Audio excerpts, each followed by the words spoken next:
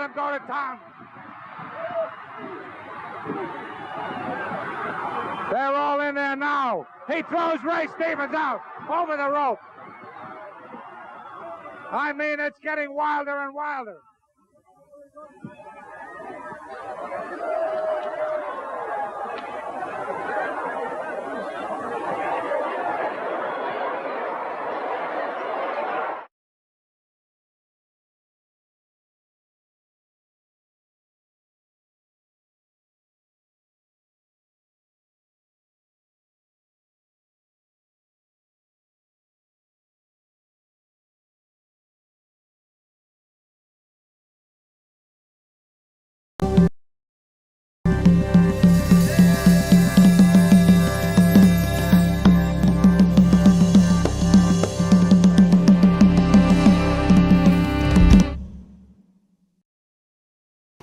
Good morning, Caribbean. I am Kimberly Ramkalawan and we are coming from Paramaribo, Suriname. We are here just some time ahead of the start of the 43rd regular meeting of the heads of government of Caricom. And currently several heads of state and dignitaries are making their way to the capital city, where they are here to discuss several matters of Caribbean importance. And one of them said to be visiting Suriname is the UN Secretary General Antonio Guterres, here to give us an idea and discuss the UN's involvement in Caricom's heads of government meeting is UN Resident Coordinator for Suriname, Mr. Dennis Zulu. Welcome. Thanks for joining us here. Thank you so much. My pleasure to be here. Now tell me a bit about the agenda, Caricom's agenda, and how it's your involvement, the UN's involvement in this year's meeting meets the UN's Sustainable Development Goals. Okay. So thank you so much for having me. And I think it's for all of us in the UN, it's a delightful day today because, as you correctly stated, the Secretary General will be visiting and participating in the Heads of State meeting. The first meeting that is participating at the heads of state level. But you might wish to know that the UN works very well and quite strategically at the programmatic and political levels with the CARICOM Secretariat, but also as member states of CARICOM. This one is particularly special because the Secretary General himself is coming to attend the heads of state meeting at the invitation of CARICOM. So for us, it's also is important because then it illustrates and highlights the importance that the UN attaches to the relationship with CARICOM. Are there any particular areas that the UN would like to see addressed at this year's meeting with particular urgency? Well, of course, I think the topic at the moment is that of climate change, and you can see the impact of climate change in the Caribbean. The Caribbean remains very vulnerable to the effects of climate change. In fact, only a few days ago, as you know, we had a cyclone alert. So in the UN, we've been working with CARICOM member states and governments to see how we can support greater resilience at the country and the regional level, and how the region can cope with usually the devastating effects of cyclones and hurricanes, but also other issues like we had recently in St. Vincent with a volcano. So our role really and our commitment is to show that we work with CARICOM to ensure that the countries become more resilient, but also to put in measures that will facilitate eco-friendly ways of production, but also eco-friendly ways of living, so that we can all live in an environment which is also very good for all of us. Can you elaborate a little more on some of the sustainable development goals that you think are of particular interest to Suriname and even the Caribbean islands? Well, I'll say all of them are important because they're all interlinked, right? So, for instance, if you're talking at poverty is something that we all want to address, but that's linked, that's SDG 1, that's also linked to SDG 8 on employment and economic growth, which is very important. But as you know, the Caribbean has not been doing very well in that area because of COVID, but we also know in certain parts of the Caribbean, even prior to COVID, the economies were not doing too well. Actually, the anticipated growth rate is not that good as we sort of come out of COVID. So for us, it's important that we work with member states to see how strategies and programs can put in place to facilitate economic growth. So hopefully when we have people working, where people in livelihoods generating activities, this can also impact on their and reducing poverty levels in the Caribbean. Another very important SDG is that one on education. And you know, education has been impacted quite severely by COVID, with a lot of children not being able to go to school for up to 2 years. So how then do we ensure that we accelerate the progress towards the achievement of the SDG? You want to know that, for instance, because of COVID, all the progress that have been made has, to a great extent, been reversed because of that. So the UN, in fact, in September this year is holding a Transforming Education Summit in New York, which will bring together the member states to come and see how, working together, we can try and accelerate progress towards the attainment of the education goal. So for us, it's all the SDGs that are important, but then how do we ensure that, given the shocks that we have had in the past few years, we can work collectively and accelerate progress and regain the progress that we were making before that. But I'm also wish to mention and take the opportunity the fact that we're in Suriname, that Suriname went ahead to do a voluntary national review of the SDGs. And basically this is voluntary, and a country or a member state can decide on its own to see how well it's doing in terms of its progress towards the SDGs. And we want to commend Suriname for doing that, because that gives us a clear picture as where we should be going and where we need to improve on. And this report that Suriname did will be presented to the high-level meeting being held in New York not very far from now. Tell me a bit about where you see the Caricom as a whole in moving forward in achieving these goals. Have they gone far? I know there's been some setback because of the pandemic, but how do you see them progressing?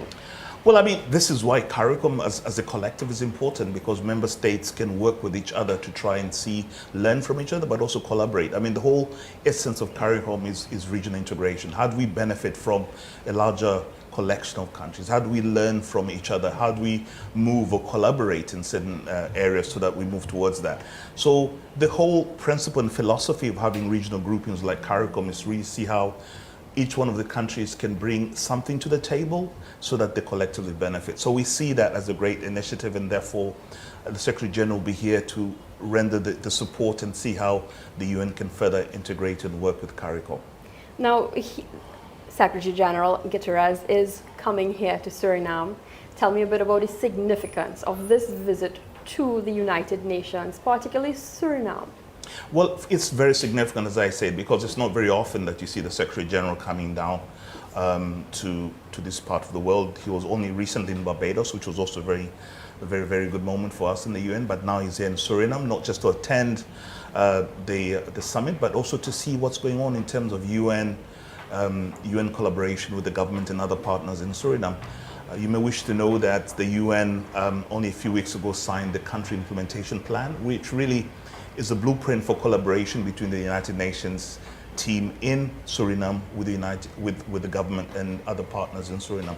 So for us, that's an indication of commitment on the part of the government and the people of Suriname to partner with us in the United Nations to move forward towards the same goals we're talking about together. How do we support each other? How do we collaborate going forward? Now, Mr. Zulu, if you can give me an idea a bit about the schedule that Mr. Guterres will be here participating, some of the events that he will be partaking in. If you could just give us an idea of his visit. What's it going to be like? All right. So yes, he's here to attend the heads of state meeting, so he'll be attending the official opening. But he has a fairly packed program because we also want him to see Suriname. So he'll be visiting some UN government and projects in Paramaribo and outlining areas, really to get a feel of what sort of work the UN is doing in partnership with the government and other stakeholders. So he's going to do that tomorrow, and he's also meeting the president and the senior ministers and other government officials of Suriname, really on a bilateral way to ensure that we also speak, because Suriname obviously is hosting us, so we need to thank Suriname for its generosity, but also to strengthen UN-Suriname partnerships and the relationship which we've had with Suriname for a very long time now. So he will be visiting various projects run by UN agencies, but also engaging in discussions, bilateral discussions with senior government officials and other partners that we work with in Suriname. Thank you for sharing that with us, and we hope that UN Secretary General Antonio Guterres enjoys the Caribbean warmth and he feels welcome here at Suriname. I'm sure he will. Yeah, thanks for being with us. My pleasure. Thank you. We want to thank you for joining us here for another episode of Good Morning Caribbean.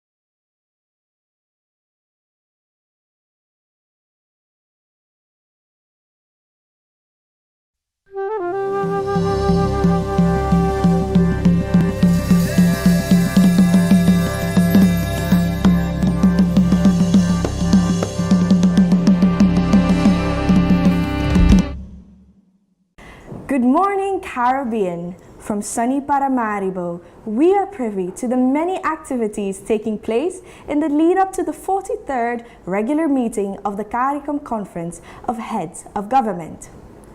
On Saturday, July 2nd, we saw the host of this year's conference and incoming chairman, the President of the Republic of Suriname, Chandrika Persat Santokhi, and the Caricom Secretary General, Dr. Carla Burnett, welcome guests and leaders arriving for the 3-day event. Let's take in a bit of what they said.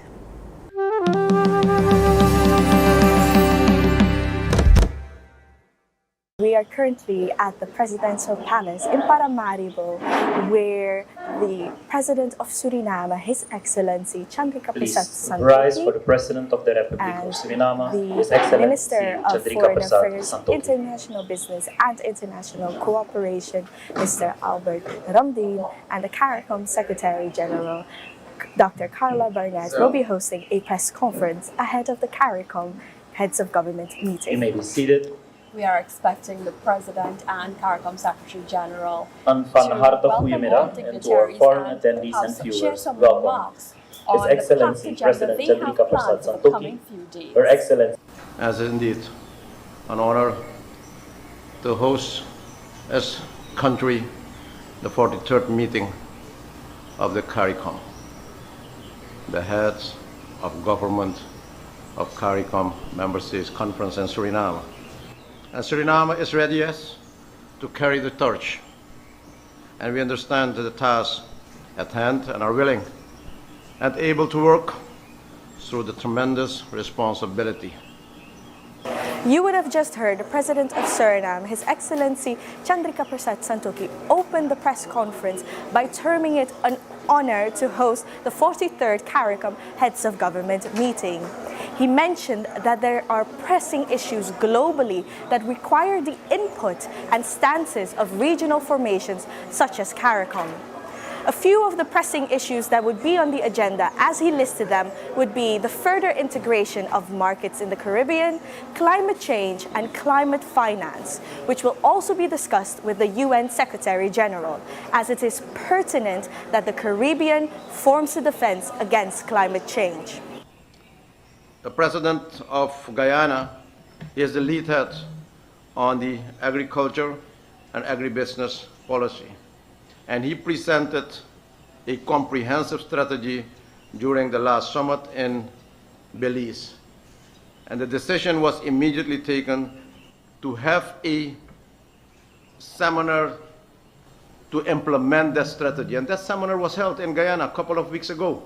And it's again on agenda now, just to continue with the follow-up what we had agreed, because we want to see concrete results. Another example is that Suriname was mandated in Belize to take the responsibility for the industrial policy, and yes, after 4 months, we will present the first design on the industrial policy for the Caribbean, with a document of more than 80 pages on how we will design that. That means that there is action, that we are understanding our responsibility. You would have also heard Caricom Secretary General Dr. Carla Barnett, who spoke to reporters on the notion that the meetings often held are seen as a talk shop. She rebutted this fact as saying that implementation actually takes much longer on the legislative level, and individual Caricom states needing to implement this progress is often incremental. A lot of what Caricom is set up to do and does every day is not what we often see reported in the media. There's a lot of work that we do, for example, in facilitating trade on a daily basis. Can we do it any better? Of course we can. Of course we can. We all can improve what we do. Caricom Secretary General Dr. Carla Barnett made sure to welcome UN Secretary General Antonio Guterres, who joins this year's meeting to discuss climate change.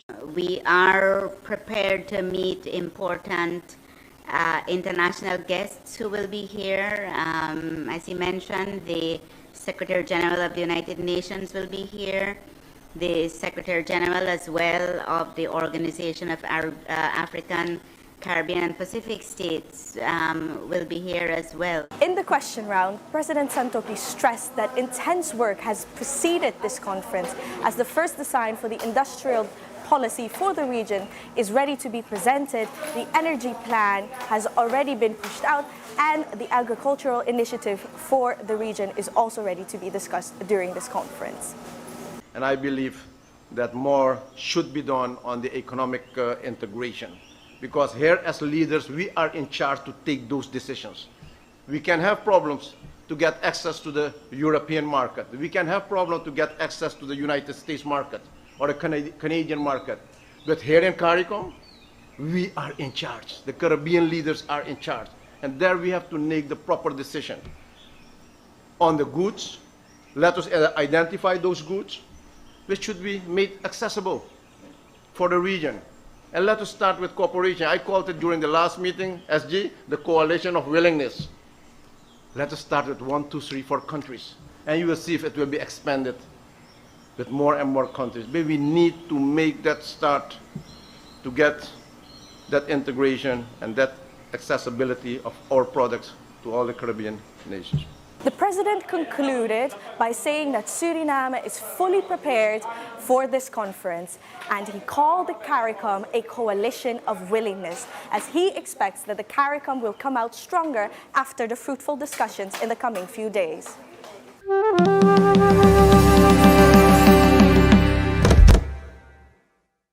The day also saw specially invited guests Secretary General of the United Nations, Mr. Antonio Guterres, participate in a tree planting ceremony along with other dignitaries at the Anton de Kom University of Suriname.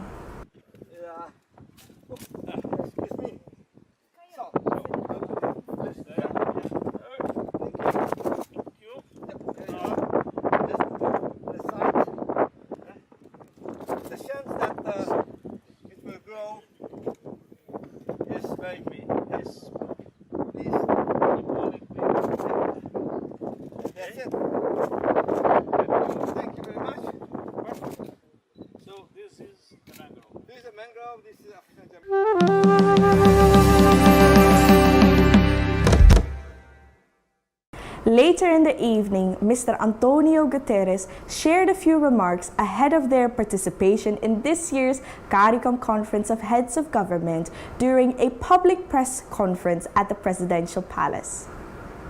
Caribbean nations are on the front lines of the climate crisis and have consistently shown steadfast leadership. I saw that leadership in action during my visit to the rainforest today. About 93% of Suriname is covered by rainforests. You are committed to keeping it that way. Rainforests are a precious gift to humanity. And that is why from here in Suriname I want to send a message to the world. We must honor and preserve the gift of rainforests. Because this is not a gift that will keep on giving. If we keep seeing the scale of destruction across the world's rainforests, we are not just biting the hand that feeds us, we are tearing it to shreds. The equation is simple. If we protect the rainforests, they protect us. If we destroy the rainforests, we destroy ourselves. What I have seen here in Suriname gives me hope and inspiration.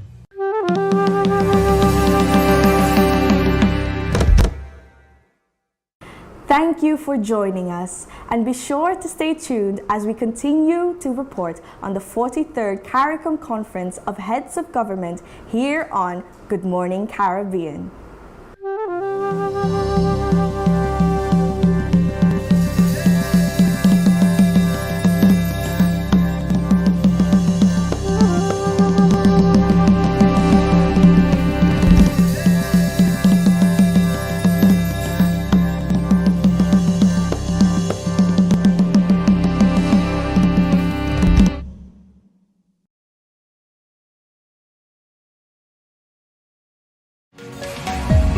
Dime Network, your business channel.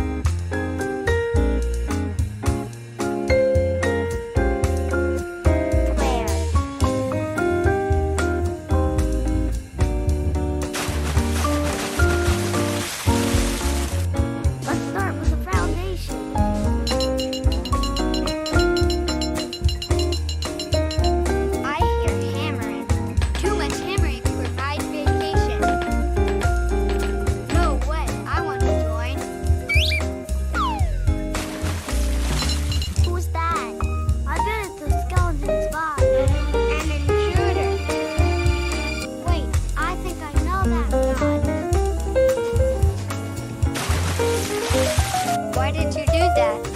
Relax, I know him.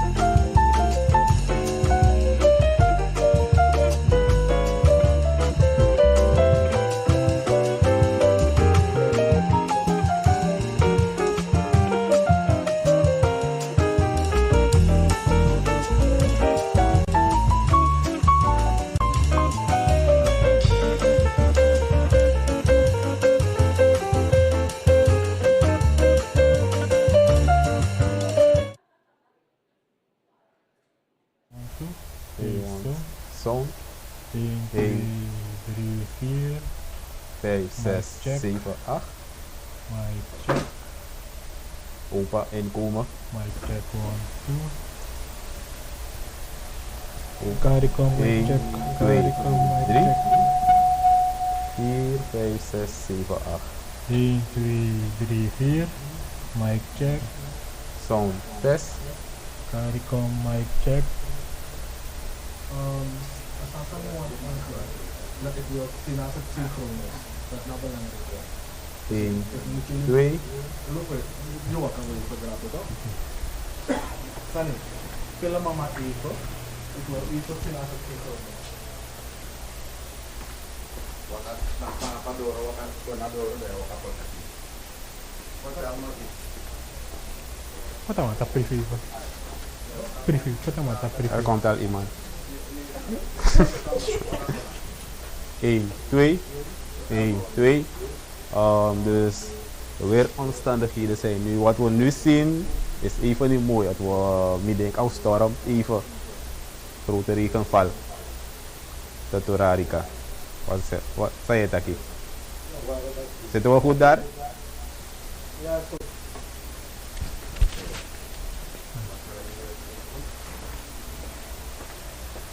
Ja, mooi ja, laat het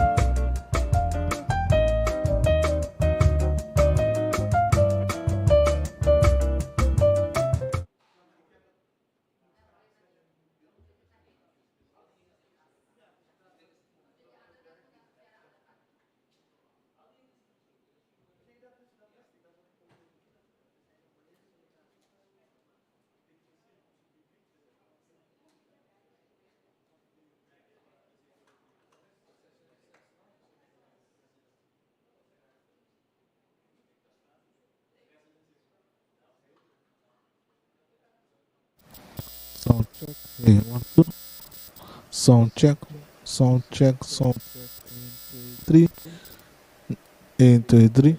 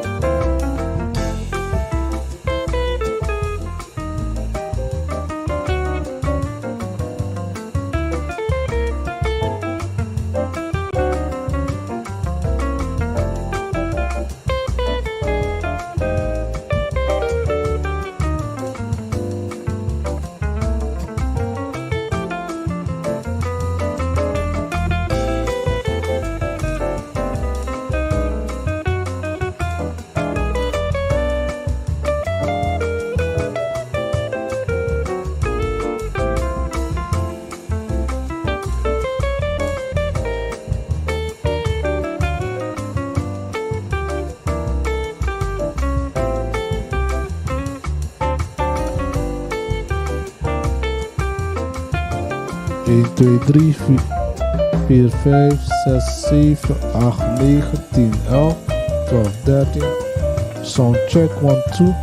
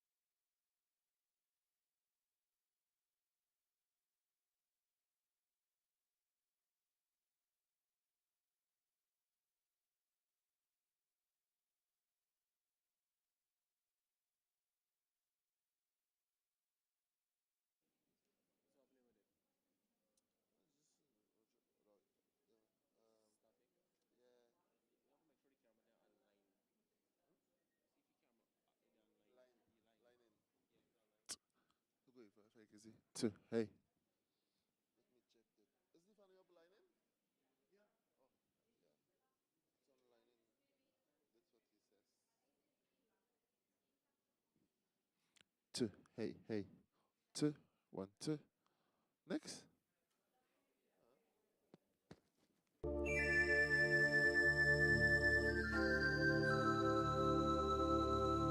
2. Hey, 2. Next.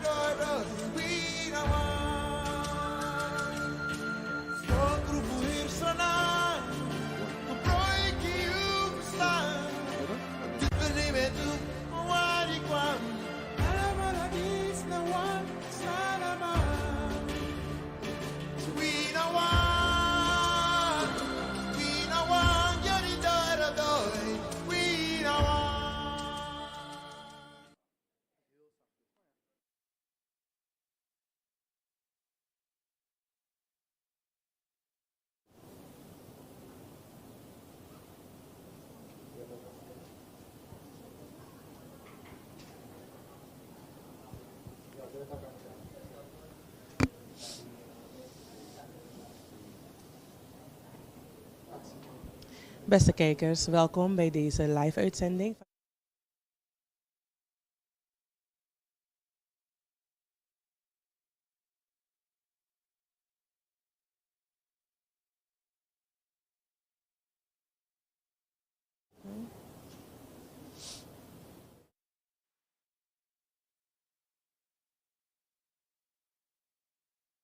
Beste kijkers, welkom bij deze live-uitzending van de Communicatiedienst Suriname.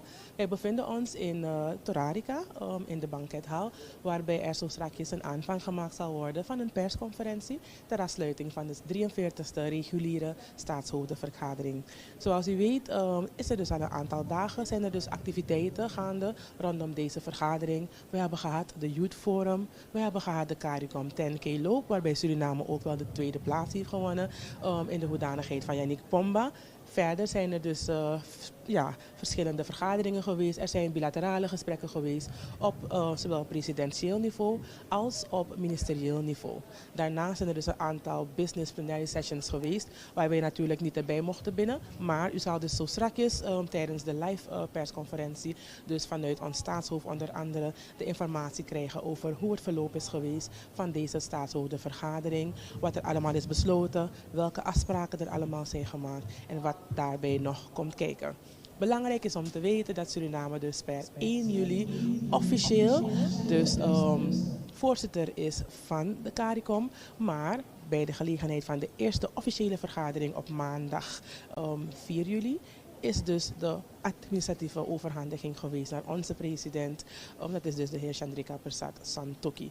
Zo strakjes hebben we dus de start van de afsluiting, de start van de persconferentie ter afsluiting van deze 43e reguliere staatshoofdenvergadering. Blijft u afgestemd om hier meer van te weten.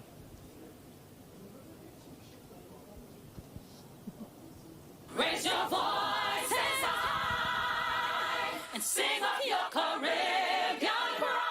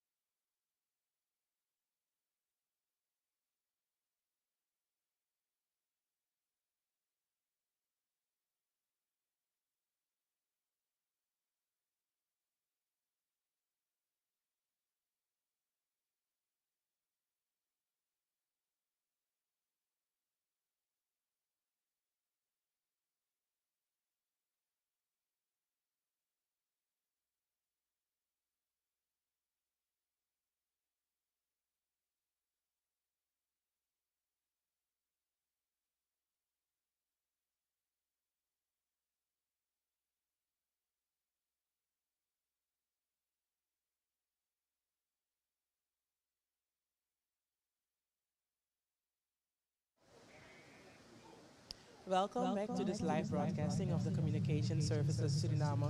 We are live from Caricom Banquet Hall, where we will have a press conference as part of the closing of the 43rd regular meeting of Caricom Heads of Governments, which has been held in Suriname from the 3rd of July until the 5th of July. Today is therefore the last day. We're awaiting the arrival of the heads of governments, especially the Surinamese President, His Excellency Chandrika Persat Santokhi, to arrive. As soon as he's in place and also his colleagues on the floor, we will start our live broadcasting of the press conference. Please stay tuned for this moment, this important moment, for us to know what has been discussed during these last few days, during the heads of governments meetings, what are the progressions, what has been agreed on, and what the discussions have been about. Please stay tuned.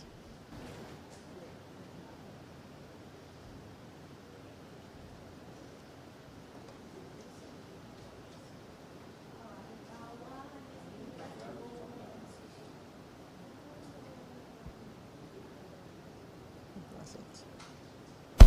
Okay.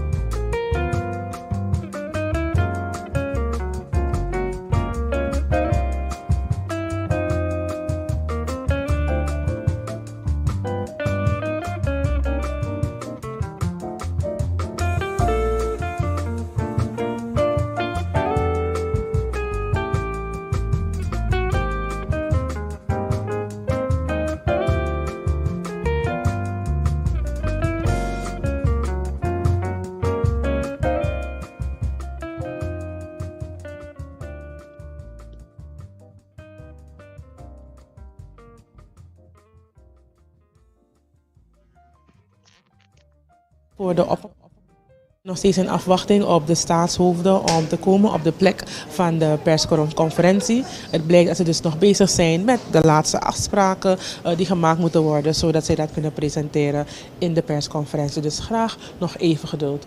Also, for our live viewers, thank you for waiting and for watching this live broadcasting from the Communication Services Suriname. We are live from the Tararica Banquet Hall, and we are still in waiting for the heads of governments to arrive for this press conference. We apologize for the delay, but we are hopeful that they will arrive anytime soon, so we can start this press conference. It's of course important for them to have a proper wrap-up of the plenary sessions during this heads of government meeting, part of the 43rd regular meeting of heads of government of the Caribbean. We are seeing the delegation arriving at this moment. So the moment all the delegation members, the President of Suriname, Mr. Chandrika Persat Santokhi, as well as the Minister of Foreign Affairs, Mr. Albert Ramdin, as well as the Caricom Secretary General, Ms. Carla Burnett, as long as they have arrived, we will start this press conference. I can see all the delegate members arriving currently, so it should be any moment now that we can start this press conference. Please, some patience, and thank you for waiting.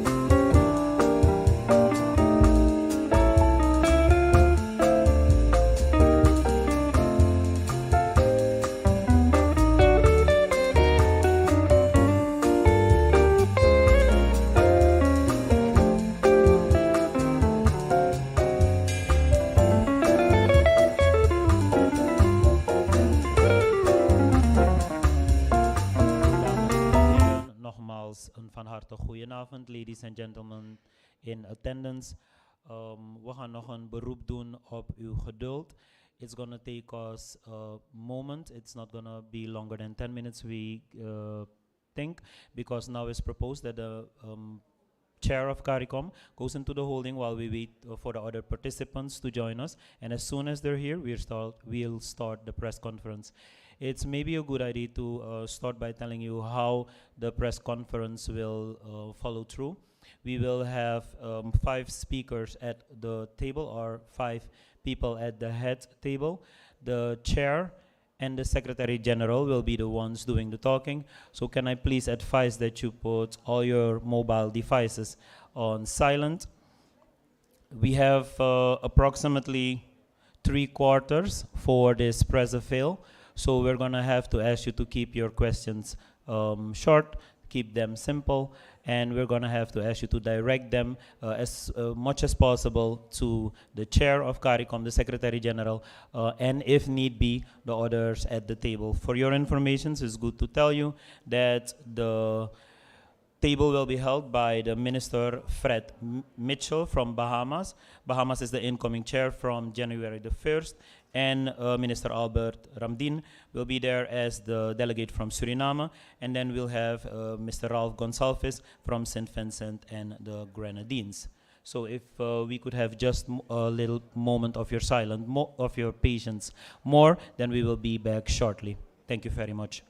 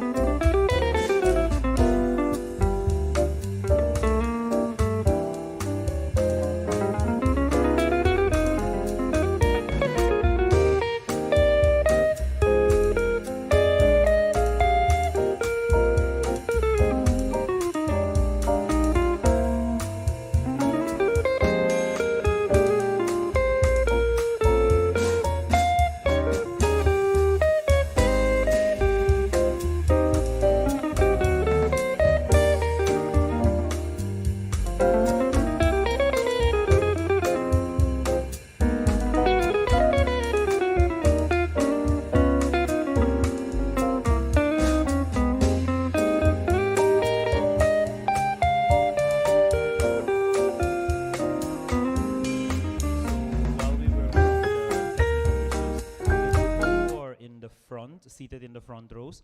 Please keep in mind that if you film using your mobile devices, you will intervene with the cameras set up in the back. So please, if you're going to use your mobile devices seated on the first row, please hold them as low as possible.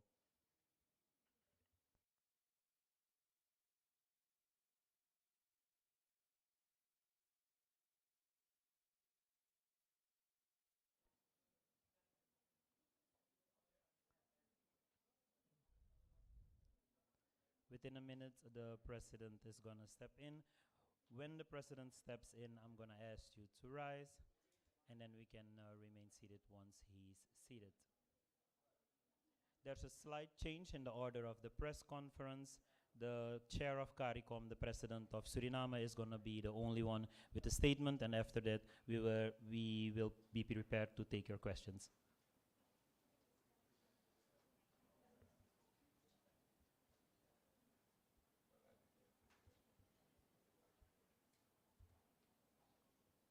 We've had a long but fruitful meeting, so we say thank you for all in attendance, for the patience that you have shown up till now.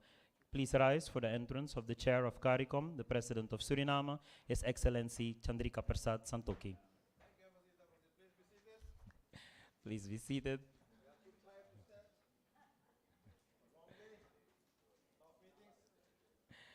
As time is of the essence and we've already been through the procedures, without further ado, I will give the President of the Republic Suriname, the Chair of Caricom, the word.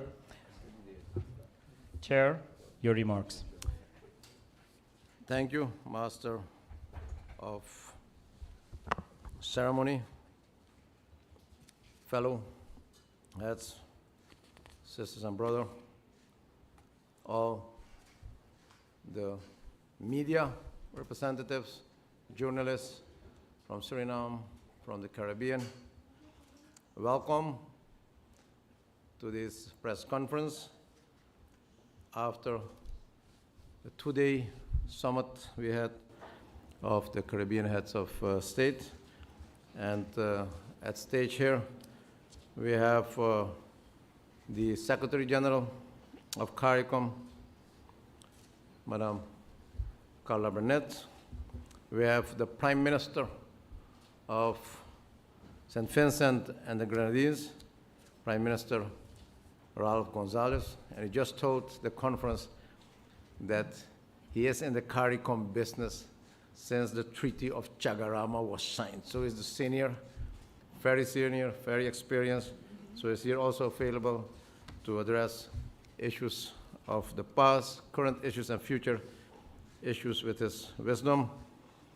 We have the Minister of Foreign Affairs of Suriname, and we have the Minister of Foreign Affairs of Bahamas. As you know, Bahamas will be the incoming chair from January the 1st, 2023, but the Prime Minister of Bahamas had to leave yesterday evening, so he is represented by the Minister of Foreign Affairs. Ladies and gentlemen, as we have come to the conclusion on this 43rd Heads of State Caricom meeting, we can say in all modesty that we had a fruitful meeting. The 43rd meeting was attended by almost 200 delegates, 15 member states, 3 member states had attended the summit through hybrid participation, that means virtually as well as physical. 4 associate members, 13 institutions, 1 special guest, our Secretary General of the United Nations, 2 Secretary Generals of the Organization of African, Caribbean, and Pacific States, and the Secretary General of the Association of Caribbean States, ACS, and the Saudi Arabian Minister of State. Before I share the list of all decisions with you, I want to reiterate my point of view regarding our partnership. Earlier, I stated that we must form a coalition of willingness. This is needed in order to be enabled to achieve set goals and continuity raise the bar on effectiveness of this beautiful organization. As you head back to your specific islands and countries, I urge you to keep in consideration that this is not a time to do business as usual. We have to pave the way for future generations. We have to lay firm foundations, this in order to build back better. The heads of government had a most successful and transformative meeting here in Suriname.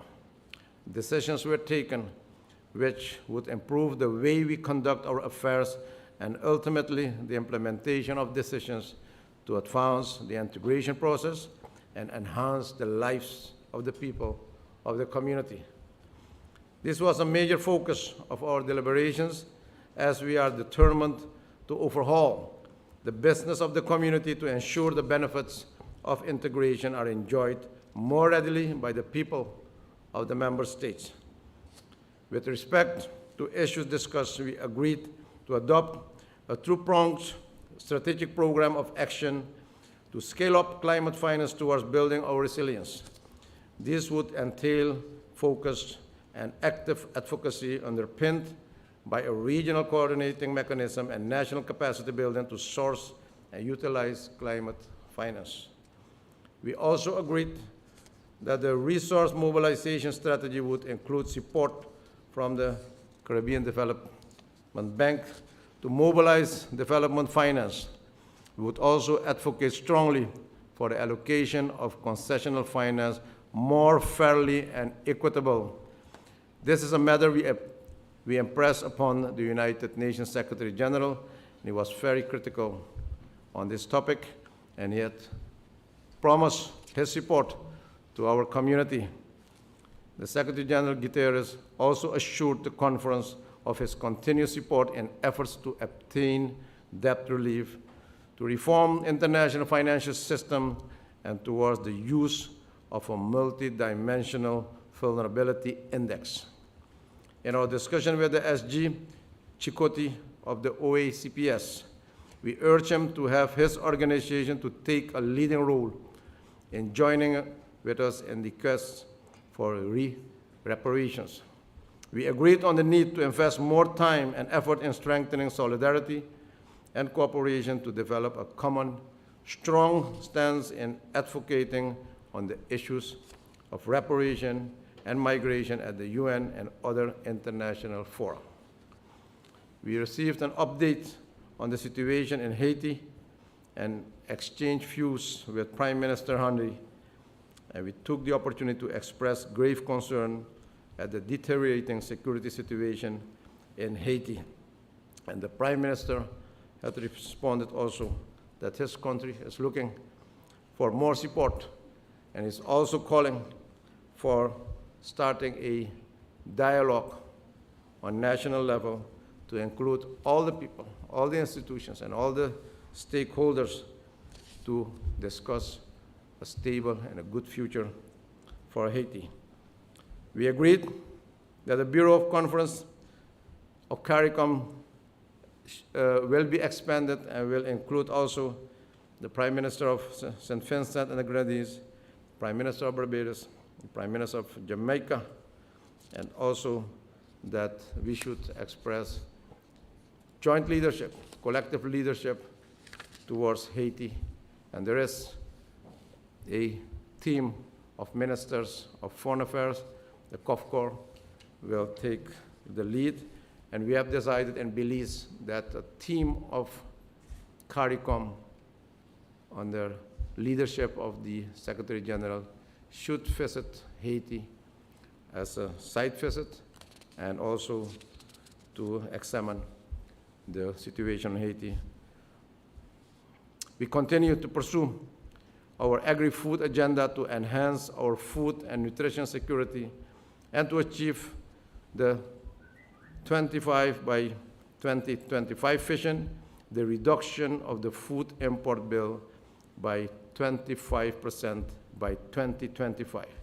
In that regard, we mandated the Council for Trade and Economic Development to conclude by the end of this month the programs aimed at removal of all non-tariff barriers to intra-regional trade, particularly agriculture goods.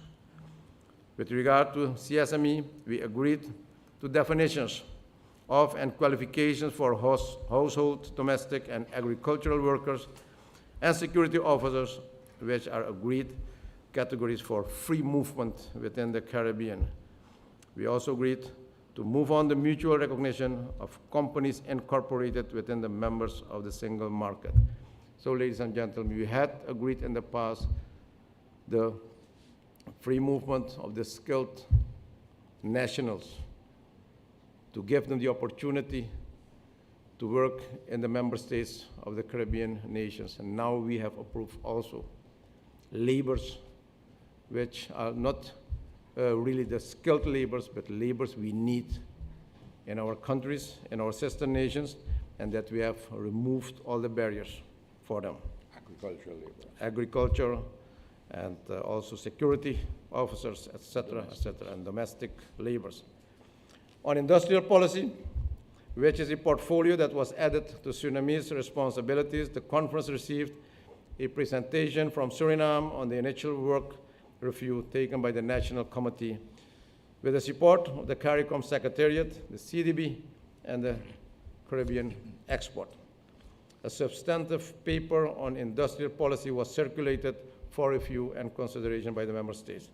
A ministerial task force will be established to further give body to the formulation and implementation of an industrial policy for the region. The community also looks forward to the 50th anniversary of Caricom next year, and celebratory events are expected to take place across the community throughout a 12-month period. The meeting has presentation from the private sector, labor, and the civil society, and the Dean of the Caricom Youth Ambassadors Program representing the youth of the region also made a presentation. We congratulated in particular the youth of the community on their active engagement and participation in the Caricom Youth Forum held on the 24th of June 2022. And the Youth Summit will be held later this year in Suriname. Noteworthy is that Suriname has offered a 10 hectare of fertile land to the youth of the region. And with that, I conclude my remarks regarding the meeting. And we are available to respond on any question or remarks you may have. And I give the floor back to the Master of Ceremony. Thank you very much, and may God bless you all. Thank you, Mr. Chair. Members of the press, now is your time to bring forward your questions. When you state your question, please state your name, the media you belong to, and to whom the question is directed. Who will be the first? The mics are set up at your left and your right. Yes, you can come up to the front.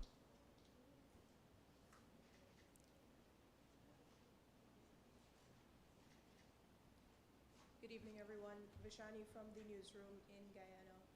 To the chair of Caricom, President Santoki, you spoke about mandating Quartet to remove, to conclude all of their programs to remove the non-tariff trade barriers.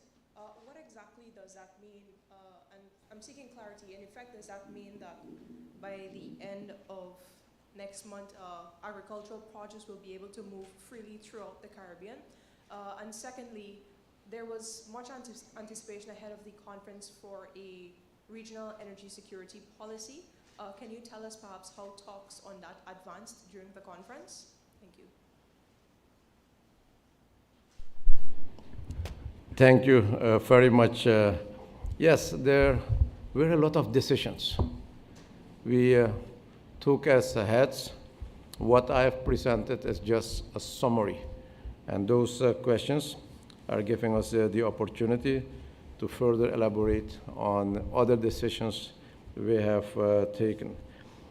As regards the removal of barriers, I've just informed you that we removed the barriers for the domestic laborers.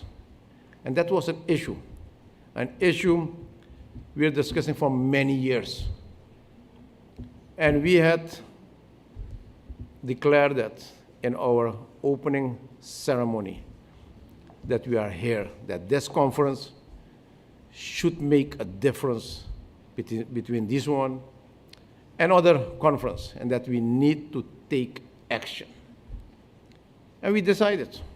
We took action on all the people who were looking for opportunities in sister nations to find an opportunity as laborer in the security and domestic and the agriculture. Well, now we have to remove all the barriers, and they can have free movement, and they can find labor in our sister nations. On the other side, Guyana is the lead head on the agribusiness. So there's a comprehensive strategy presented to the heads, which was approved already. And there are a lot of actions planned now for the implementation of this strategy. And yes, if you want to have that movement of agricultural products, that agribusiness, you need to remove other barriers in the area of logistics, in the area of connectivity.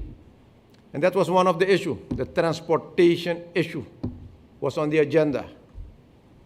And we agreed, and we approved also timeline that we'll decide for a comprehensive study. On one hand, how we can strengthen the connectivity among all the islands, but also to take quick steps to enable us to move forwards, bringing our products to our sister nations. And we can elaborate further. The Prime Minister is also available to give you more detail. The SG is available to give you more information on that. And as you may recall, when we had that meeting as Caribbean leader, Caricom, in Los Angeles on the Summit of the Americas with President Biden and Vice President Kamala Harris, that we had agreed that there will be joint approach between Caricom and the leadership of the United States of America on 3 topics. And that is food security, that is the energy issue, and that is the climate crisis, the finance. So we had elaborated on those topics. We agreed that there will be 3 committees on the side of Caricom. Those committees will be led by prime ministers, head of states, and will comprise of experts from the Caribbean countries. And there is a follow-up already to discuss those topics with the leadership of the United States, and there are meetings planned for the coming days. There was a special topic on climate finance, and the Secretary General can elaborate on that topic further. That was discussed thoroughly. And later on, I think the SG and also the Prime Minister can elaborate. But I think if there are no other questions on those topics, maybe you can take all the questions. Then, yeah, Mr. Cairo.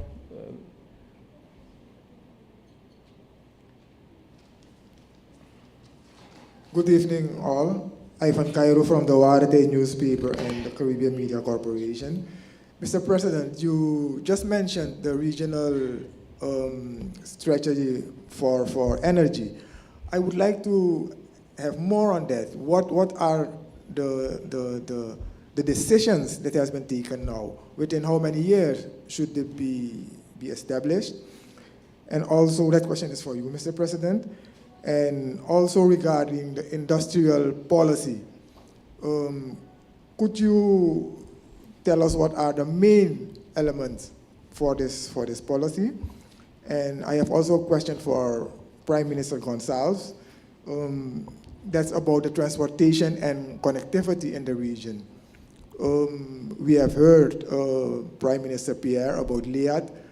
Could you tell us more? What are the decisions within how many years, what is the time frame that this connectivity issue, this transportation issue should I say, as a solution? Thank you so much. Yes, on the issue of the industrial policy, which is under the quasi-cabinet of Suriname, I will ask the Minister of Foreign Affairs of Suriname to respond on that question. On the connectivity, the Prime Minister can elaborate, and I'll ask also the SG and the Minister to elaborate also on the energy strategy of the Caribbean. Prime Minister. Thank you. Excellency, in addressing the energy question, I don't want us to think that we are beginning with a blank slate. It's not tabula rasa. Already existing in Caricom is a regional energy policy. There's a Caricom energy policy. There's sub-regional energy policies, like, for instance, the Organization of Eastern Caribbean States, and each country has a national energy policy. And the energy policy addresses the pre-existing, before we arrived here in Suriname, focused on renewable energy and also on energy efficiency. There are lots of initiatives and coordinated policies dealing with energy, renewable energy in relation to hydro, solar, wind, geothermal, energy efficiency matters concerning LEDs, particular types of equipment, and so on and so forth. And those are matters of record. What has made the issue of real urgency is the manipulation of the market addressing oil production and distribution, exacerbated by the Russia-Ukraine war. And clearly the prices are rising, and all sorts of products touching and concerning energy, and you go also off the spin-offs with fertilizer and the like. And we had to, in a sense, take, in cricketing terms, a fresh guard in light of these new circumstances. There's one obvious one with the supply of energy through the Petro-Carib arrangement, which is very favorable to several countries in the Caribbean, including, and especially so, the independent countries of the OECS, but other countries within CARICOM. As you are aware, the unilateral sanctions by the United States administration imposed during the time of President Donald J. Trump in relation to Venezuela brought, for all practical purposes, the Petro-Carib arrangement to an end. This arrangement delivered important financing benefits to countries participating. But the arrangement was brought to an end because the sanctions would have affected the actual shipping arrangements and the financialization behind this, the monetary system, the payment in dollars, and all the rest of it. And the circumstances are propitious for us to call, and we have in fact made a decision, and it's in the communique and you will see it, for an end to these sanctions in relation to which would touch and concern the Petro-Carib arrangement and more broadly. Because look, after all, because of what is happening in Europe, we hear that the United States of America wants to give the Europeans a carve-out, a special carve-out in relation to these sanctions, unilateral as they are, in relation to energy products out of Venezuela.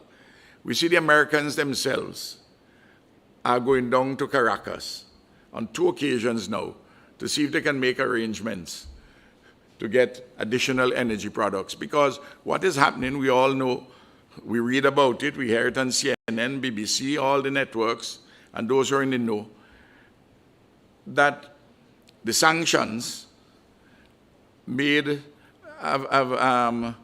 in part, made the Russians make more money from energy to help them to fund in part the war. These are known facts. Well, you can't on the one hand looking for carve-outs for Europeans. You can't at the same time going to Venezuela looking for some special arrangement to get more oil. And then we are suffering. So it is only natural that we put this issue square on the table. And I can say this. 10 weeks ago, I was in Caracas, and I spoke to President Maduro about the resumption of the Petrocaribe arrangement, and in fact, the decision has been made for the resumption of it, all things being equal, and with a 35% of the top up front. So clearly we want to go and get this. Similarly, we know that the arrangements between Trinidad and Tobago and Venezuela with the border, the exploitation of the LNG, where the sanctions have already had hit that. That is a matter which we discussed, and to talk to our American friends about the unilateral sanctions in this regard. We are not doing this in any combative way. We are not doing it in any confrontational way. There's a dialogue, a conversation between friends, Caricom and the United States of America, and the Venezuelans are also our friends. And this is how responsible, mature leaders are trying to address an issue which is very much in front of us. So that is a specific bundle of issues concerning energy, in addition to all the other pre-existing ones. Now, in relation to connectivity in transportation, 2 bundles of issues. Those concerning sea transport, marine transport, and those relating to air transport.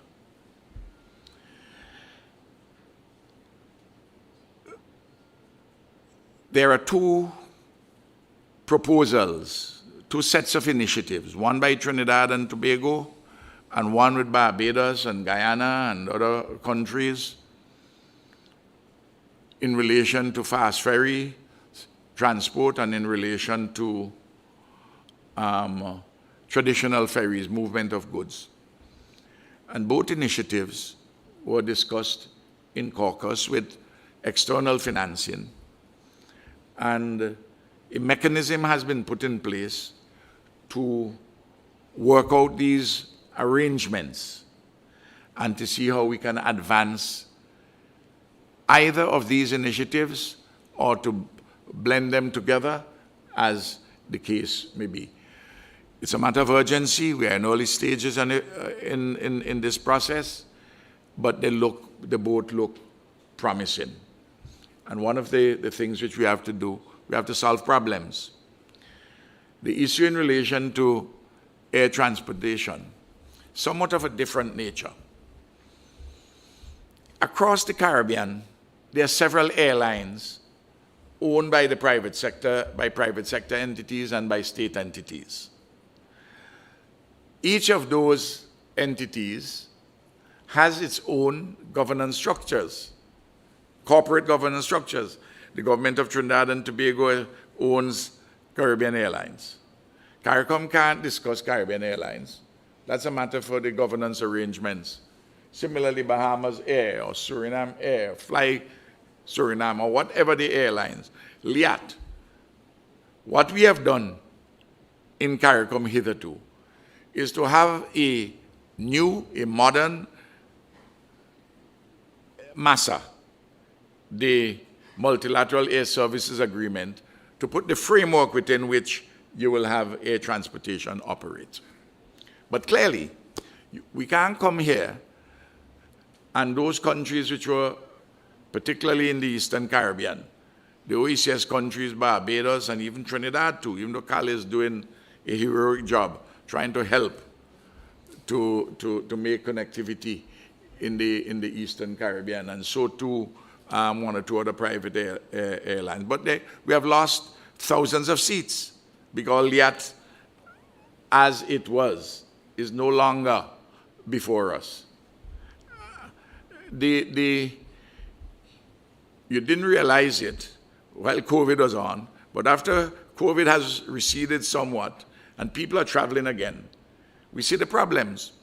So a discussion has taken place between the prime ministers of Antigua and Barbuda, Grenada, St. Lucia, St. Vincent and the Grenadines, Barbados, and Guyana. I happen to know that Prime Minister Skerrit is involved would be involved in this. St. Kitts, as you know, they are in an election cycle, and they didn't have anyone here to really discuss this matter with us at that particular level. But we have taken a decision between those countries on the margins that we are going to address the issue of a regional air carrier of some kind. It may well be the revival of LIAT in some form or the other, but we have to get a consultant in the area of aviation to put the framework together and some numbers as a matter of urgency for us to move on. And sometime, and that is taking place, I've been given a certain responsibility to coordinate certain things, to get that going. And then to get the terms of reference in order for such an exercise. And to have a further conversation at the leadership level, sometime in the period between the 20th of July and the end of July. Whether the meeting will take place in St. Vincent and the Grenadines or St. Lucia, I don't know yet, to advance this question in a very practical matter. We discussed also, I would say, broadly, some residual issues from LIAT 1974 Limited. That discussion is inconclusive, matters in which we do not have any particular legal obligation, but there may well be a moral obligation for us to address certain things efficaciously, and we will seek to do so in a coordinated way. Those are the matters touching and concerning what you have raised about those specific questions. I don't know if I've spoken with a sufficient degree of clarity. If I haven't, well, you'll have to buttonhole me sometime and talk to me more, because we have to bear in mind, while we like to have this conversation going on longer, I know the President, I don't want to cut the press conference short, the President and the First Lady are hosting a dinner not too long from now, so I just want you to bear that in mind. I'm not asking to curtail the free press, I just want to, he may not want to say it, but I would say it for him. Thank you, Ralph. Minister of Foreign Affairs of Suriname, the question on industrial policy, the update. Thank you very much, Mr. President, and good evening to all. I'll start saying a couple of things before I speak about the industrial policy, but more to put it in context. I think the time is right in our own region following the COVID-19 and the Ukraine crisis. Given all the impact it has on our economies, we all need to reboot our economies. It's a good time to revisit our economic production structures. So setting up an industrial policy task force is important in this regard. The other reason why it is important in this context currently is that the focus of the region's integration is on three things: on the single market and economy, on energy security, food security. And without an industrial policy that brings together all the three elements, the whole process would not be complete. So it makes sense to talk about industrial policy now, but also to mention that industrial policy was always included as a specific area in the Treaty of Chaguaramas, but not very much implemented in practice. Every country had their own industrial policy. So now we're speaking about a regional industrial policy with a quasi-cabinet responsibility for the President of Suriname. What we have agreed on here in this meeting is that there will be a ministerial task force with oversight by the President of Suriname to discuss much more in detail the regional industrial policy based on extensive analysis, but also in terms of the global context of such an industrial policy. And in this whole endeavor, in this whole exercise, national governments will be involved, and that's why there is a ministerial open-ended task force, but also regional institutions like the Caricom Secretariat, CDF, the Caribbean Development Fund, Caribbean Export, and the Caribbean Development Bank. And I'm sure that there will be need for more experts to be involved in this process. Another key stakeholder in this process are the private sector organizations in the region. And we already know that the private sector, the CPSO, has an interest to contribute to this process. And this is an alignment institutionally, regionally, but also on the basis of global developments, which bodes well for the future of our economies in the region. Let me immediately mention two factors which are considered a limiting factor. We will need to pay specific attention to that. One is market size. If you want to become an industrial complex or industrial production, building industrial production capacity, you'll need markets. So we need to look also beyond our own markets. Apart from producing for our own market, which is approximately 25 million at most in the region, but we have markets close by in Central America and South America, which can be addressed as well. That's one factor which we will need to include. The second one is labor. Our skill set in the region is narrow, is shallow, so we will need to look at that as well. It's similar issues that play at a national level. Two things are critical in industrial policy as we see it for the region.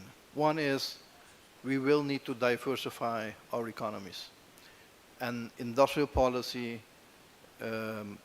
will provide that opportunity because we need to become up to a certain level, up to a certain degree, independent from production elsewhere. We have seen the consequences in terms of COVID-19 with the vaccines, where we were the last in line to be able to receive some. That marginalization we need to address in all other sectors as well. So that's one. Diversification, industrial policy will provide for a much more. The second one, a much better economic arrangement. The second one is we need to increase value-added economic activities in our own region. And those value-added economic activities will need to be formulated and agreed on. That's why I spoke about priority setting earlier, is that every country has their own strength. There are 3 countries in the region with food processing capabilities or food production capabilities. Suriname, Belize, and certainly Guyana. At the same time, other countries have food processing capabilities, so it's basically aligning the strength of different countries, different islands, different countries on the mainland with each other and creating one economy. Again, here is the link with the single market and economy thinking. The other one is competitive advantage that needs to be seen as a basis how we arrange ourselves in terms of industrial production in the region. As I said before, we will need a lot more information, so more analysis will be done. The ministerial task force will be composed within a couple of days, weeks, and then the first meeting will take place. The first meeting will take place as soon as possible, and so we can fine-tune this process. But it is a new direction for the region in which we bring all different components, and Prime Minister Gonçalves just spoke about sea routes and air routes. Connectivity is key, both through the internet as well as the virtual, as well as the physical connections. Those will be required. So this is an integral approach to regional integration. Thank you. Thank you. The Nestor of Caricom has made it easier for us and showed us that we have to take into consideration the time. I want to take one question from the members of the press joining online. Sir Richards, if you unmute yourself, you can state your question. Please do it shortly.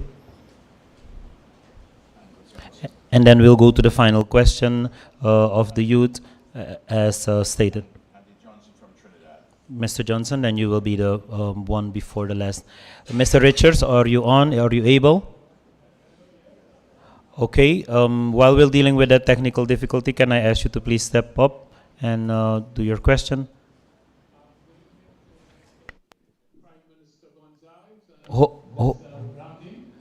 Yes. I'm sorry that you have to cut short your dinner, but you have to take my question if it's possible.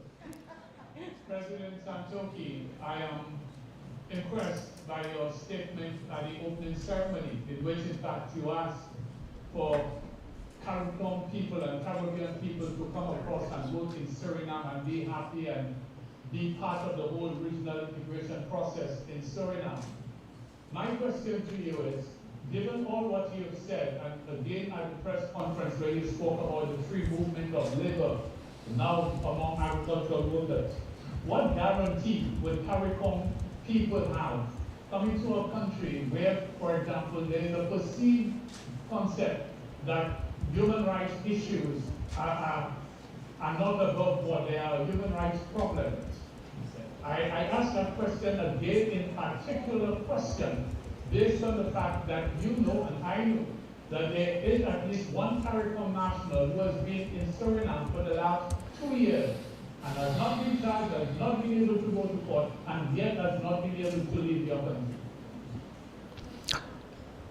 Just to save time, would you please state your question immediately, then we can do 2 questions at a time. Yes, sir. All right, thank you very much. My name is Andy Johnson. I'm a journalist from Trinidad and Tobago. I work for the Trinidad Express as well as a TV station called WESN. Excellency, Mr. President, my question is right to you. Given the resolve you say that was taken at this meeting to do certain things, to take to action on decisions that you all have made, how soon do you think the first domestic worker or the first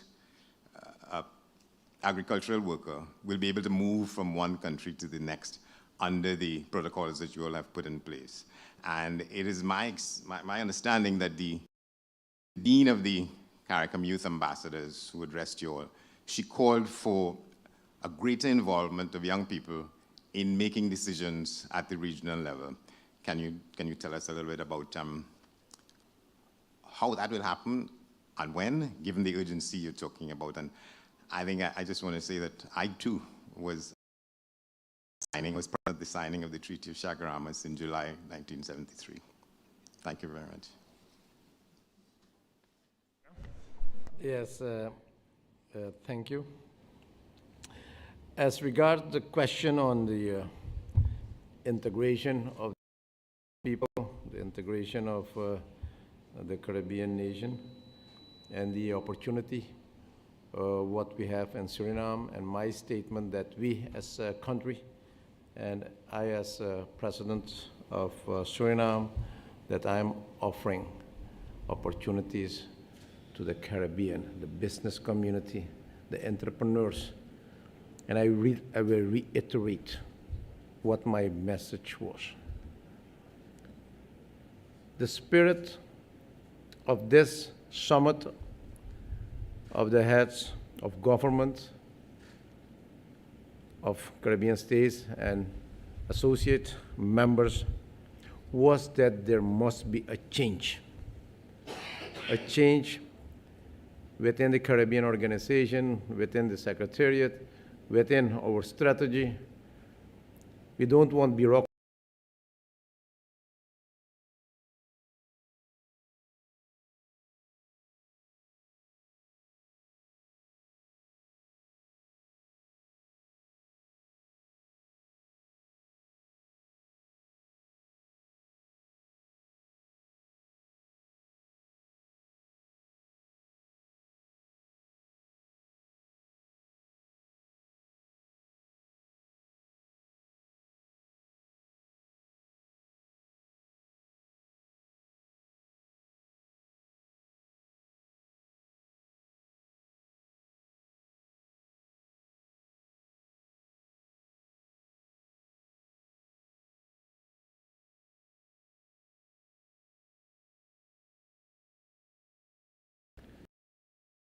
On a regular session. No, we need to have monitoring of all the decisions what we are taking. So we have decided that there will be 4 meetings added more virtually to monitor the decision, but also to look what is hampering in the implementation of all the decisions we are taking. The other decision was also to have a better preparation on those summits by giving the lead head the responsibility to discuss properly in working groups their topics or issues which are under the umbrella of the quasi-cabinet, so that those summits can be proceed more effectively based on good preparation by the several working groups led by the heads. So those are some of the, but if you are interested, the SG can elaborate further on that. So our strategy is, yes, we do have opportunities in the agriculture sector.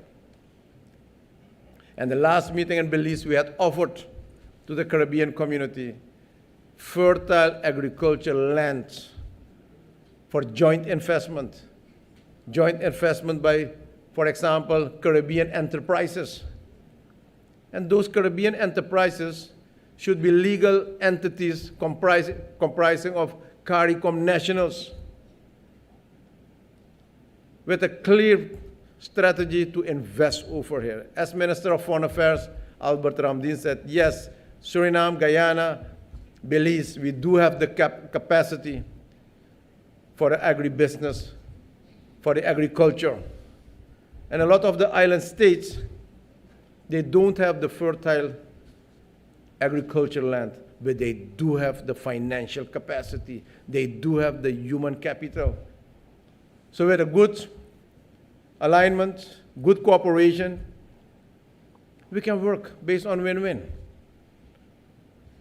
The other issue of the oil and gas, yes, we have experienced the oil and gas business towards the world. And here, there are 2 newcomers, Guyana and Suriname. And we have a strategy on local content. Yes, the local content, the local business people of Suriname will get a preferential position. They'll get the first priority to be engaged in this oil and gas business as a direct business partner or to be partner in the spin-off of the oil and gas business. But here you can partner. And that was my invitation, all the companies of the Caribbean, you can partner with a local content, follow the rules and procedures of Suriname, and register your company at the Chamber of Commerce and partner with a local content, and then you'll become a local content too. That is what I'm calling an approach based on pragmatism and not going for the bureaucracy. And where there are bureaucracy, yes, we as leaders, we have to remove those bureaucratic procedures, and that we have done with the issue of labor. When it can be implemented, I'll ask the Secretary General, because after the approval of all these decisions, we'll take the procedures into consideration, and she can elaborate further on when we can start with the first movement of labor towards the Caribbean nations.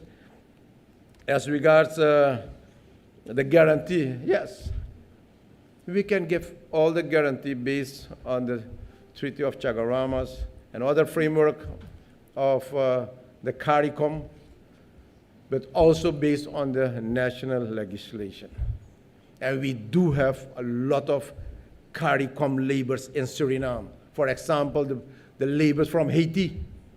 And during our meeting here, there was a side meeting with a technical team from Haiti and a technical team from Suriname, discussing about strengthening the cooperation, discussing a lot of issues concerning flights, concerning labor, concerning a lot of other issues.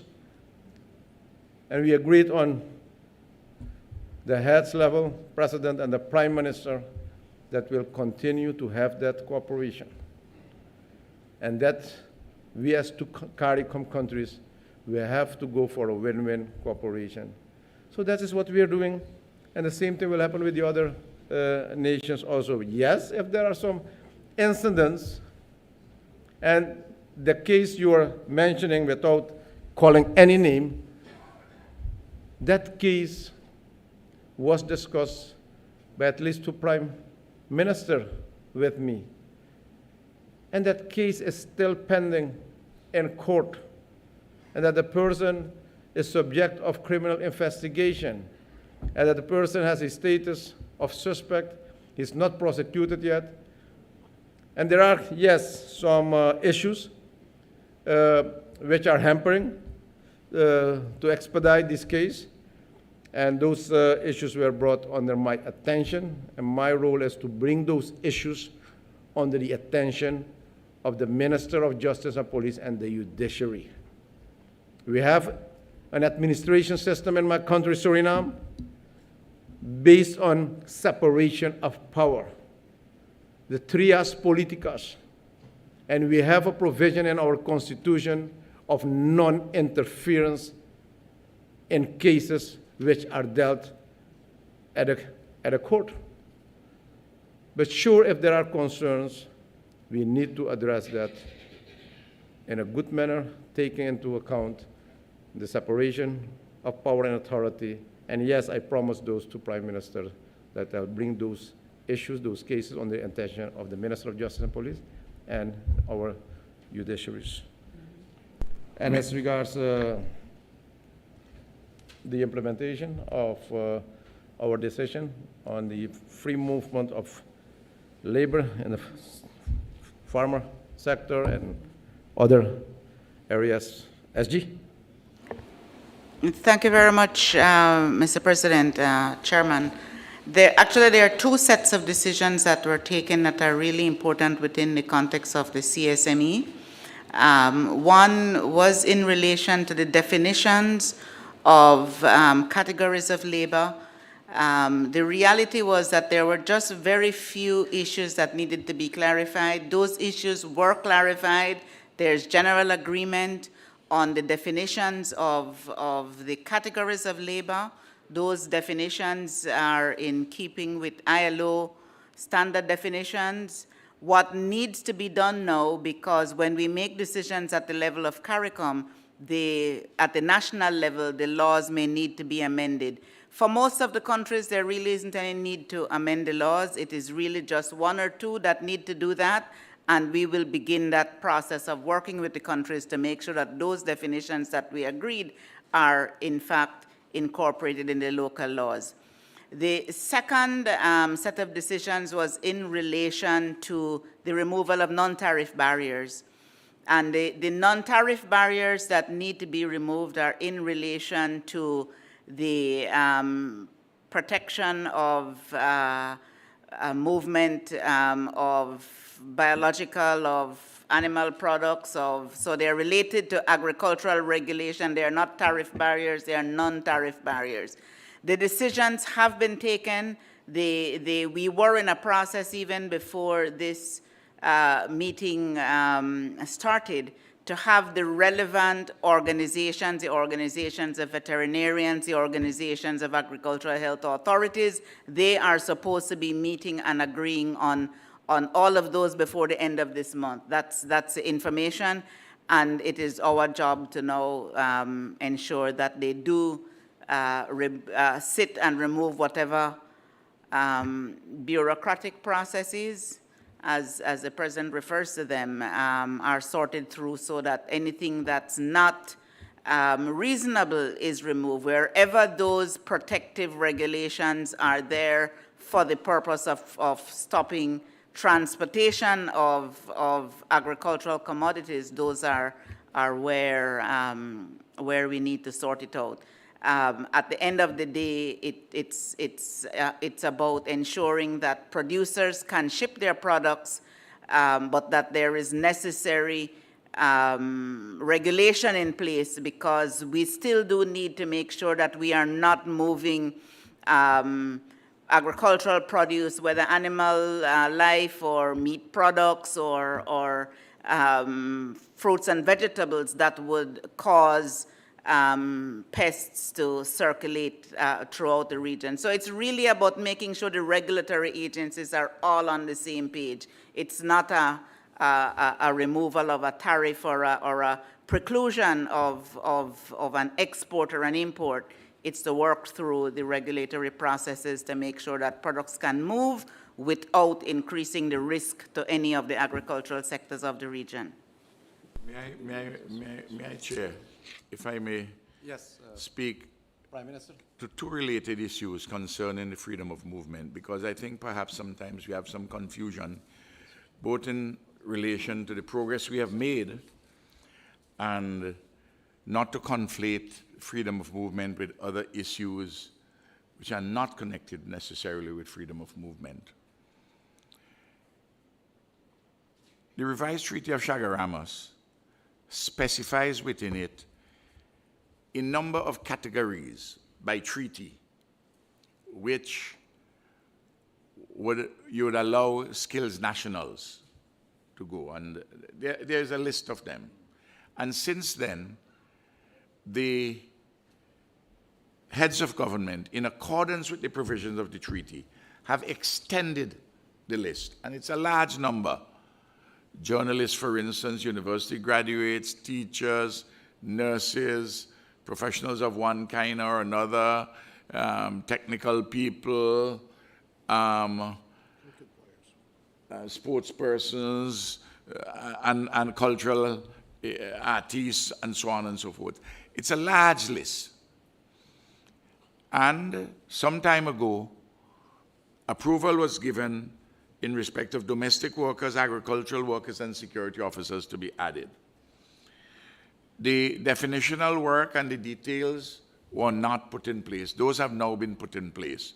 And as the distinguished Secretary General of Caricom has said, that some of these matters have to be now put within the domestic legislation. The protocols will be signed and go into the domestic legislation. Some of them you have to actually amend the legislation locally. But right now, if any country wants in CARICOM to get agricultural workers, for instance, from another country, they can do so by agreement.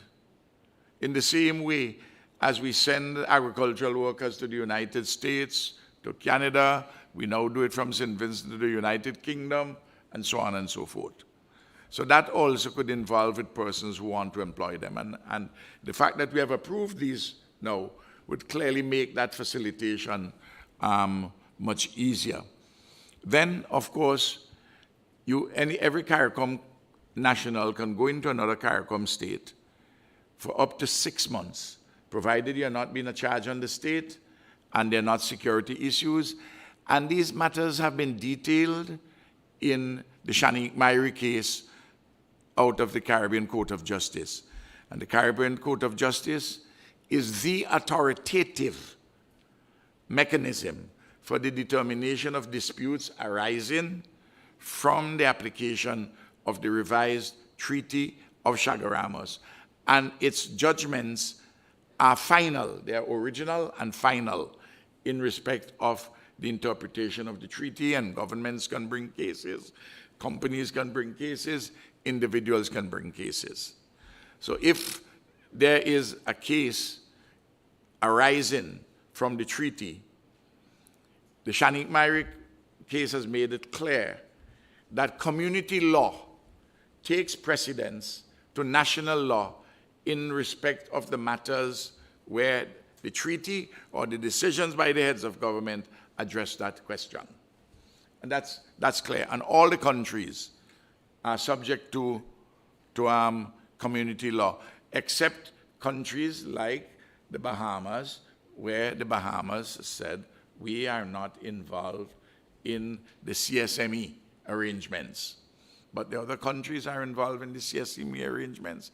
That's in order. The second issue concerns, and I know that Peter Richards alluded to it. The president of Suriname has responded in relation to some unnamed case. I think we all know what it is about, and he has explained that within their domestic jurisdiction. I want to say that every member state of Caricom has signed on to the Charter of Civil Society. And there we are enjoined to respect the rights, the fundamental rights and freedoms of every single individual within the community, so long as they come within our jurisdiction. So that if anyone has any issue, you address that within the national jurisdiction. If it touches and concerns the issue of movement of persons and it concerns the treaty itself, well, then you go to the CCJ. And I think it's important that we make distinctions between two different sets of issues, juridically, and at the same time to reaffirm that our region is a region which upholds the values in the Charter of Civil Society. And no government can run afoul of those values. If they do, within their own domestic jurisdictions, they have the right of redress. If it touches and concerns, I repeat, the revised Treaty of Chaguaramas, the CCJ, in its original jurisdiction, addresses those matters authoritatively.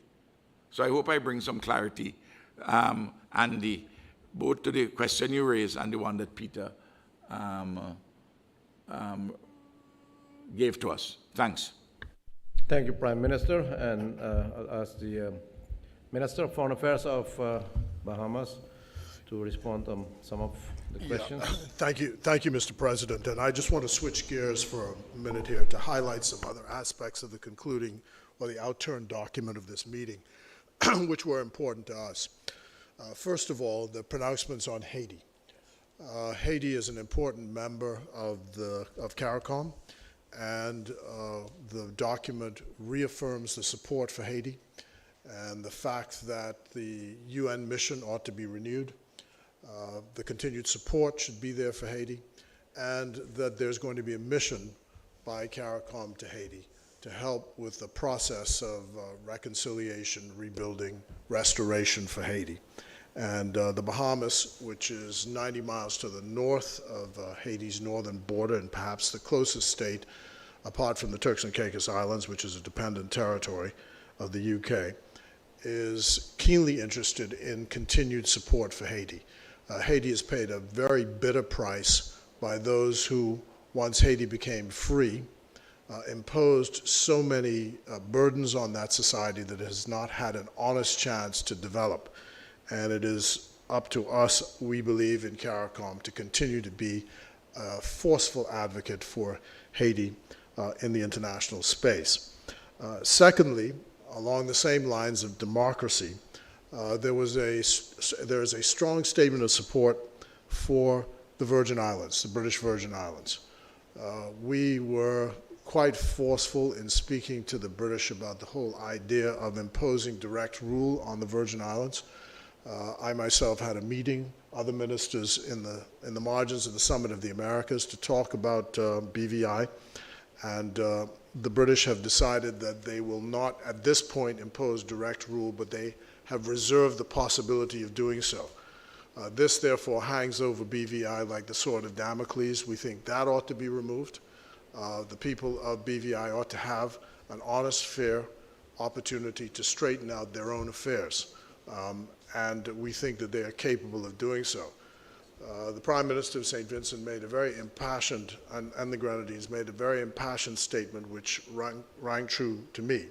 And that is, the wealth which exists in BVI today was actually built up by the population of BVI. So they constructed it, and they have a right to be able to set right whatever went wrong without the interference of an outside power. And that's the position which this statement, which comes out of this outturned document today, I think does. And not to cut you, that we are emphatic that the British government must remove the sword of Damocles, which addresses the question of a potential reimposition of direct rule. We view that as anachronistic and a return to Crown Colony government. It is unbecoming of the British government in the third decade of the 21st century to have the sword of Damocles hanging over a free people in this manner. And I'm quite sure that they would see the inconsistency, nay, the hypocrisy in the behavior of certain persons in the British Parliament and the way things have happened there in relation to the BVI. The book of Matthew tells us you must take the mote out of your eye when you try to take the beam out of somebody else's own. We have to stop this kind of hypocrisy and nonsense. The British are our friends, and we must talk frankly and straightforwardly to our friends on this issue. So that the third point I wish to make, thank you, Prime Minister. The third point I wanted to make was about the oil prices worldwide. The Bahamian Prime Minister, Philip Davis, made a statement shortly before coming here to the meeting about sanctions against Venezuela and the inability of Venezuelan oil to be introduced into the marketplace in the normal market mechanisms. And our view is it is time for us for those sanctions to be removed, to allow for Venezuelan oil to enter the market. We believe even just the possibility of saying so has led, in fact, to prices going in a downward direction. So this outturned document, again, makes the point that there ought to be a free return to the market mechanisms. And the Petrocaribe program, which existed before, assisted and helped Caribbean states with the question of energy prices. And we in the Bahamas, of course, energy is really private sector driven and not public sector driven, but certainly with the scrapping of the sanctions would in fact come a positive impact on pricing and cause a drop in the price of oil, which is a practical issue for citizens across the region. It's left only after my saying that for me to thank again the President of Suriname for his kind reception. You've gone out of your way, Mr. President, to make sure all of us are comfortable and feel home, and I thank also my colleague, the Foreign Minister, for his assistance as well. And this is my time back. I was here last in 2005. This is my third time as Foreign Minister, and I'm pleased to be back. And I planted a Gnep tree, and I was saying to the Prime Minister that my understanding is Gnep trees are male and female, and only the female trees bear the fruit. So I'm hoping we'll find out in short order when I come back whether it's a female tree or a male tree. I'm hoping it's a female because I love Gnep. Thank you very much, and blessings. Thank you. As the youth hold the future, it's yes, Chair. But, this is the advantage. If you come with question, then you will notice how many deliberations we had and how many decisions we took. There will be a communique coming from the Secretariat, coming hours, maybe tomorrow morning, with all the decisions we took. But on the issue of planting trees, yes, also based on the anniversary next year, the 50th anniversary of Caricom, we had planted 15 trees. 15 trees by all.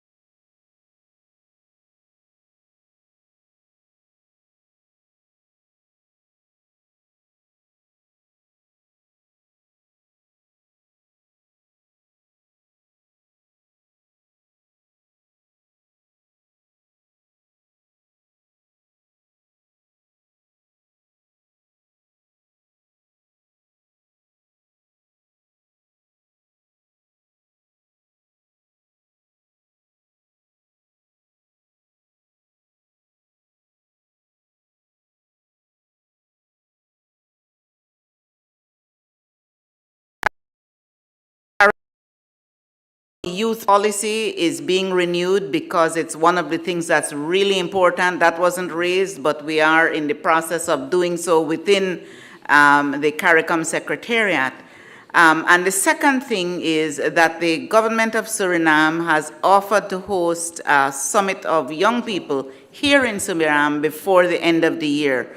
The involvement of young people is seen as very critical. All of the heads spoke and are really enthusiastic about the nature of the conversation that was had with the young people, both at the Youth Forum and in the meeting today. So great congratulations were given to the Dean of the Caricom Youth Ambassadors, and great encouragement to the young people to continue to meet, discuss their own needs, so that when we meet and bring them together and meet with them as well, they are in a position to articulate their own needs and from what they need and also from what they want to contribute to the community. So it's a really excellent discussion with the young people, and we will continue with that.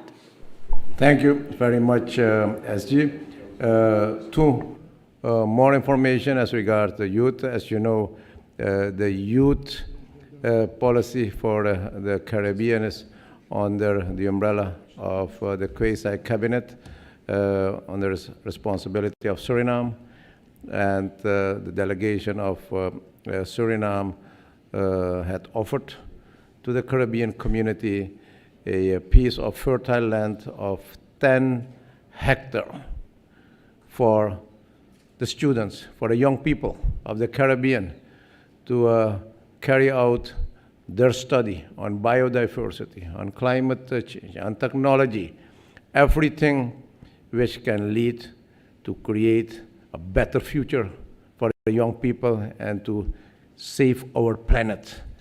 And that will formalize the coming days, and that will be elaborated during the Youth Summit in Suriname.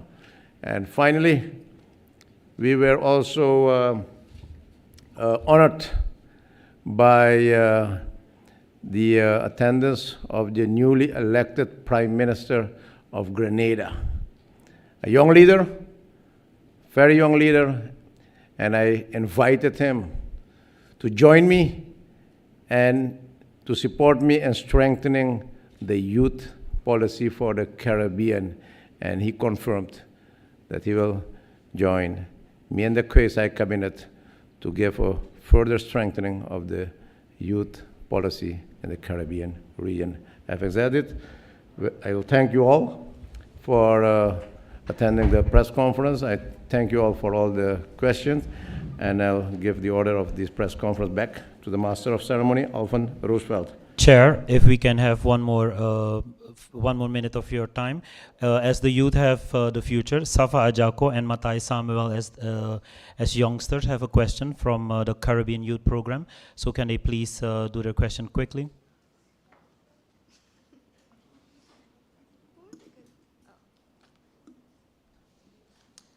Good evening, everyone. My name is Safa. My question is directed to President Santoki, Chairman. President Santoki invited Grenada's newly elected Prime Minister, Dickon Mitchell, on Sunday to formulate Caricom's first ever youth policy. My question is, which countries were represented by youth so far? Thank you.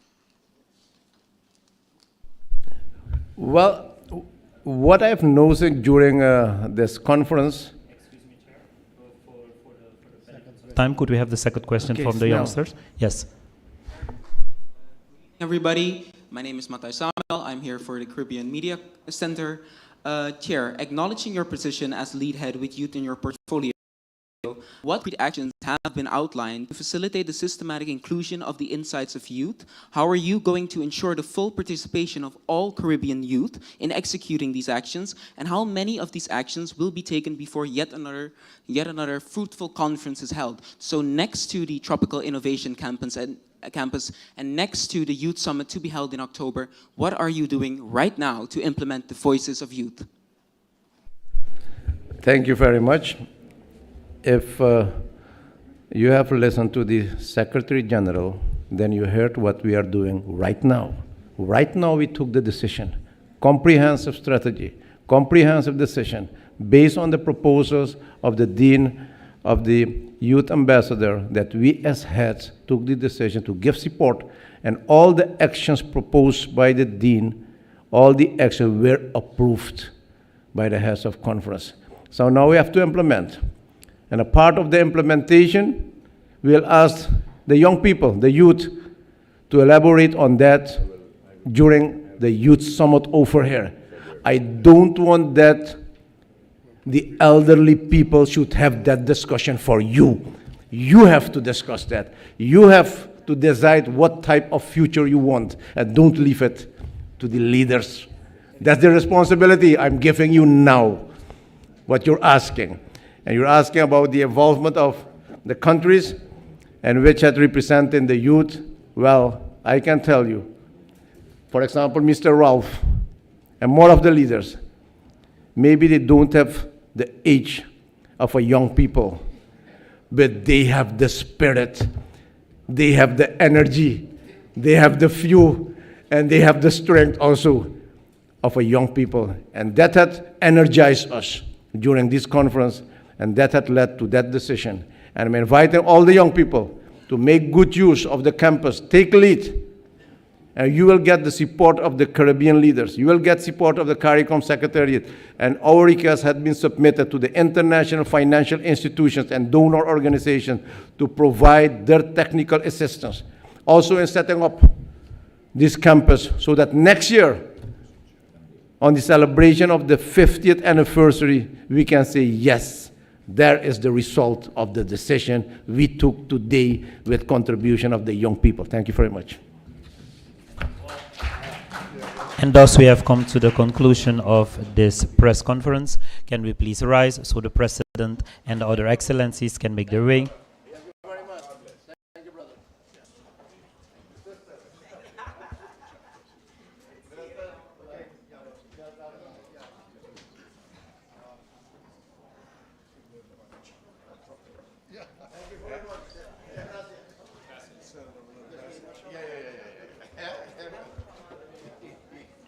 Thank you for your attendance. Have a good day.